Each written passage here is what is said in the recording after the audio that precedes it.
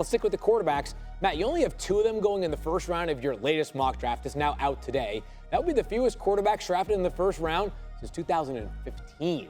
Matt has the Panthers trading back to pick 10, selecting Kenny Pickett there, and then Malik Willis going to pick number 20 to the Pittsburgh Steelers. Matt Corral will be the next quarterback take, and that'd be the Seahawks in the second round with pick 40. And then 3 picks later, the Falcons select Desmond Ridder. So let me ask you, Sam, do you think that Malik Willis lasts until pick number 20? It feels like such an obvious match between he and the Steelers. It looks like a perfect match. I don't know if he'll last all the way till 20. You look at Malik Willis, and one thing you get frustrated by, you say, okay, man, he played Ole Miss, the biggest game of the year. We all had that game circled. He got sacked 9 times. But all those sacks, they were on his offensive line. You turn on the other games, and he's dominant. He's making plays. He's not the tallest, biggest guy, but when he moves like Ben Roethlisberger, a hard guy to bring down. Then you talk about his accuracy. He's an accurate quarterback. He's got great touch, especially down the field. So it's a great fit for Pittsburgh. I just don't know if he will last all the way till 20. Matt, I'd love to hear your comp. I'd love to hear Matt's comp on Malik Willis. That'd be something I should have asked him. We'll get there in a second. In the earlier block, I should have asked. Mike T, what do you got? Well, what's so interesting about this year, I see Kenny Pickett going 6 to Matt Rule, who he recruited when he was the head coach at Temple. And when Matt Rule thinks about, I either have Sam Darnold or Kenny Pickett, maybe Baker Mayfield, that's why I think Kenny Pickett goes 6. Now, maybe they could trade back. I doubt it. And then Malik Willis at 20, that's a massive drop-off. But right now, most teams don't think they have to trade up for a quarterback. And I don't see another team that needs a quarterback between 6 and 20. So it's a very unusual year to see just 2 quarterbacks go in the top 20 and such a big divide between going all the way from 6 to 20 to seeing that next quarterback go.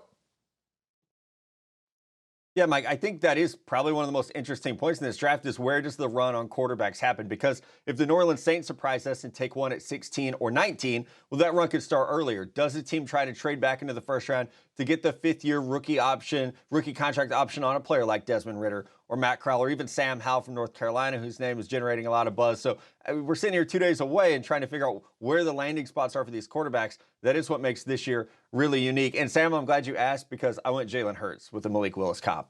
We could get into it off air because it's a longer conversation.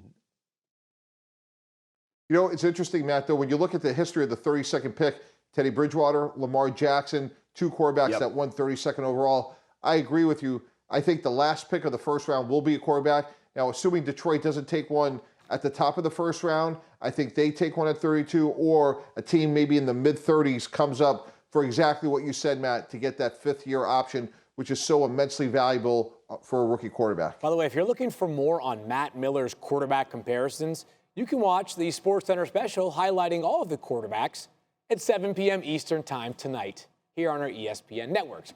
Matt, let me go back to you, though, on the Atlanta Falcons after I get my shameless plug-in.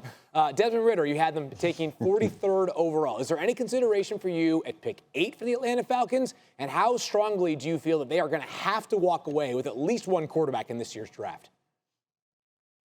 Yeah, for me, field 8 is too rich for Desmond Ridder, a player I like, a player that we had on this show not that long ago. So I do think that he can become a starter, but the inaccuracy issues have to be fixed. So drafting him at 8, you're saying you're the future of this franchise. I haven't seen that from him. I would feel much more comfortable in the early second round. I will throw out there, we get closer to the draft, you have to keep an eye on the Tennessee Titans and Desmond Ridder, though. Mike Vrabel's best friend, Luke Fickell, head coach at Cincinnati. So there's definitely some connection points to where it could be a surprise late first-round pick with Ryan Tannehill, 33 years old, and only one more year on his contract currently.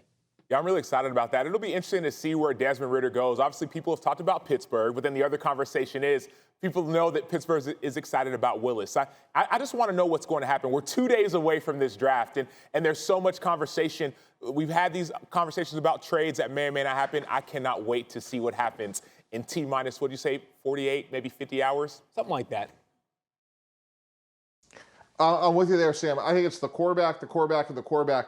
What happens? We know the first 2 are going to go, but do 2 more sneak in? Ridder, Corral, does Sam Howell make it 5? I think it's fascinating that, as Matt said, we're 48 hours away, and there's massive question marks around the quarterback. Cannot wait to see how it all shakes out. And a reminder that NFL Live, the entire crew heads out to Las Vegas tomorrow. Laura, of course, holds it down and anchors the coverage with our entire crew. And I am being told 51 hours to the 2022 NFL Draft. Thank you for watching ESPN on YouTube. For live streaming sports and premium content, subscribe to ESPN+.